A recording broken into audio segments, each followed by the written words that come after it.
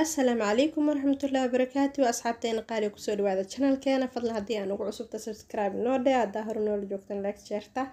وإنو ديرجلين أصحابتين عصب كسو دوادا أيادين الله قعمة فرن انتو نقصو بيرت ما شاء الله ويلكم انتي هور نول جوكتنا سيديني نول سي جوغا آد أياد مهستين وحاتين في ملكينا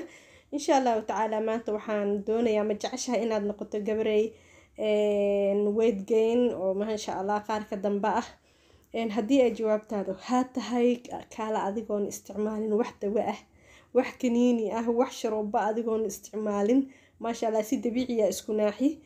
halkan waxaa inoo yaala waa moos iyo avocado iyo caano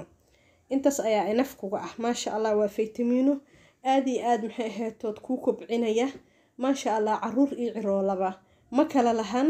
qof walba oo doonaya inuu wadgeyn iska dhigo ayaa isticmaali kara hadda caruurtaada ka dhigayso hadda adiga iska dhigayso maasha Allah adigoona maxay ahayd kiimika iyo kaniiniyaal iyo waxyaabo aan isticmaalin waxaa soo qaadanaysaa avocado waxaa soo qaadanaysaa sidoo kale muuska waa isku jaranaysaa haddaa doonto timir ayaa ku darsan kartaa haddaa doontana waa iska dhaafi kartaa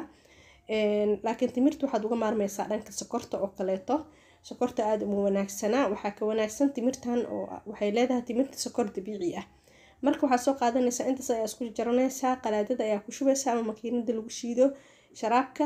waxaa ku daraysaa caanihii waa isku shiidaysaa kadib waxaa kuu soo baxaya cabitaan smooth maasha Allah nafta u bogayso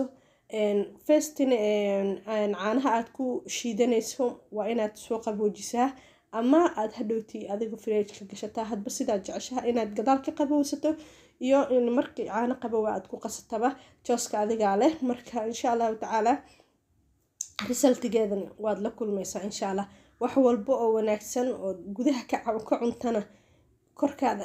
ay afwan hergab ayaa iska jira asxaabe iyo soo duceeyno Ilaahay caafiyo adinkan Ilaahay idinku marido marka waxa weeye wax walba oo wanaagsan oo gudaha aad ka qaadato jirkaada ay ka soo muuqanayaan aad ayayna ku saacideysaa maasha Allah avocado laguma gaaro xagga weight gain-ka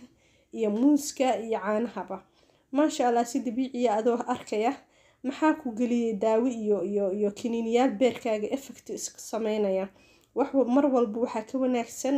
waxyaabaha maxay tahay kiniiniyaasha ama sharoobooyinka waxa ka wanaagsan ismuudka ama cabitaanada aad sameysato sidoo kale tan cayilkaadan ma noqonayo cayil foolxumo ah haddii aad ismuudkaadi waxaad yeelanaysaa jir qurux badan dabacsan maasha Allah ah sidaa jeceshahay ayaad noqonaysaa soo dhawaada ayaa idin leeyahay asxaabay siina share gareeya waxaa jir gabdho fara badan oo jecel oo raadinaya una sii share gareeya si ay u arkaan aad baa u mahadsantihiin welcome mar kale